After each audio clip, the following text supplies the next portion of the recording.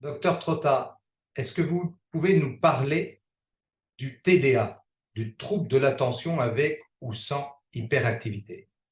Effectivement, les parents viennent me voir avec leur petit garçon car la maîtresse dit qu'il est trop agité, impulsif et qu'il n'a pas de faculté à se concentrer, qu'il perturbe la classe et qu'il faut donc le soigner.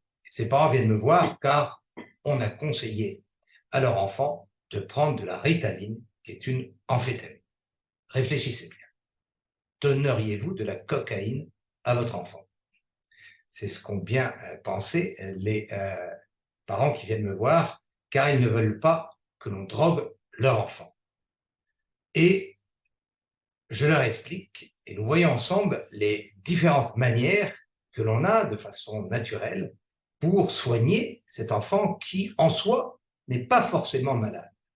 Est-ce que ce n'est pas l'école qui serait malade, car elle ne respecte pas le rythme biologique, notamment des petits garçons? Revoyez le film La guerre des moutons. Vous voyez ces petits garçons se pamper les uns et courir à la campagne. C'était il n'y a pas si longtemps que ça, dans les années 50, 60. Les enfants étaient souvent à la campagne et couraient et avaient une activité physique qu'ils n'ont plus maintenant en ville, et on oblige ces petits garçons, dans la force de l'énergie de leur enfance, à rester assis presque 8 heures par jour. Il y a très peu d'activités sportives organisées et elles sont largement insuffisantes pour que cet enfant, ce garçon, se défoule. Et donc, la première réflexion de bon sens, laissez votre petit garçon se défouler physiquement et écartez de lui tous les écrans le plus possible, car les écrans surexcitent le cerveau et empêchent l'enfant de se défouler physiquement.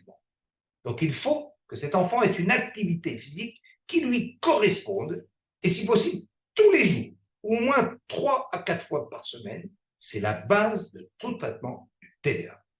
Ensuite, si le programme scolaire est débile, et maintenant on voit que certains enseignants, on les oblige à dire qu'un garçon peut être une fille, et vice-versa, c'est l'envahissement pernicieux de la folie woke qui vient des États-Unis et qui est en train d'être diffusée largamente par l'éducation nationale. Que voulez-vous? Cet enfant va se révolter s'il a du bon sens, il va s'agiter. Et les enseignants qui font ce qu'ils peuvent, qui font leur métier, je ne critique absolument pas les enseignants, mais l'enseignement qui peut être fait, car on force, du haut de la pyramide, à imposer une idéologie pernicieuse dans le cerveau de nos enfants. Mais cet enfant, s'il a du bon sens, il va se révolter. Et le corps enseignant ou la société adulte, pour pouvoir calmer cet enfant et faire en sorte que ces erreurs soient diffusées, eh ben, va essayer de droguer cet enfant. Je schématise, mais je ne suis pas loin de la vérité. Donc, ne droguez pas votre enfant. Si les programmes scolaires sont débiles et ne correspondent pas à votre enfant, faites l'école vous-même ou organisez-vous, je sais que ce n'est pas facile, pour trouver une école adaptée à la personnalité de votre enfant. C'est fondamental pour son bien-être.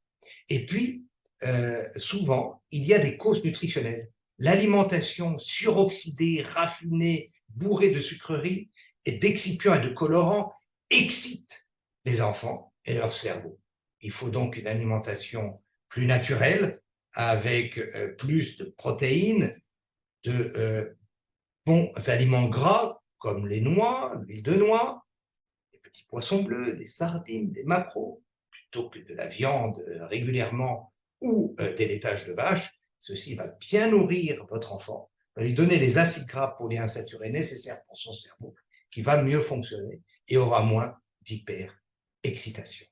L'overdose vaccinale peut être une cause, comme on sait qu'elle peut faciliter l'apparition de l'autisme et des maladies neurologiques. Donc attention, ne vaccinez pas trop tôt, pas trop, et respectez le calendrier biologique de votre enfant qui n'est pas le calendrier vaccinal. Et puis enfin, la prise de compléments adaptés, notamment des acides gras polyinsaturés comme Omedocta, permet de bien nourrir le cerveau. Et la vitamine C, n'oubliez pas, en poudre, pure, sans excitant, sans sucre. Cette vitamine C pure en poudre n'excite pas, elle apaise, elle équilibre les fonctions neuronales, elle diminue l'oxydation, qui est souvent très fréquente après les overdoses vaccinales, et elle permet de limiter le recours aux médicaments chimiques.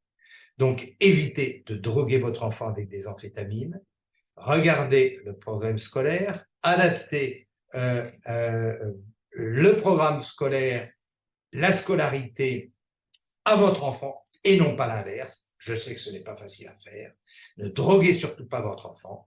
Donnez-lui une bonne alimentation pour son cerveau. Prenez les compléments nécessaires qui permettront de mieux nourrir son cerveau et laissez-le se défouler physiquement.